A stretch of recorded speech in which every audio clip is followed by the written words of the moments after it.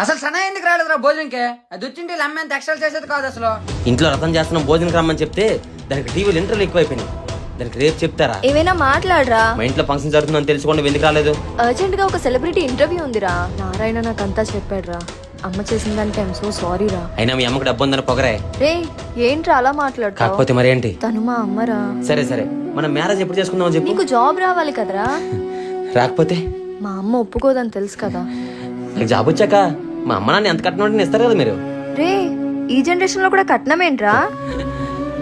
మాకు జాబ్ లేకపోతే మీ అమ్మ నాన్న నాకు ఇచ్చి పెళ్లి చేయరు. వాళ్ళకి స్వార్థం కానప్పుడు జాబ్ లేకపోతే పిల్లని ఎవరైనా తెలిసి అక్కడ ఎక్కడ అప్పు చేసి చదివించి జాబ్ వచ్చాక కట్నం అడిగిన మా తల్లిదండ్రులది స్వార్థం ఎలా అవుతుంది?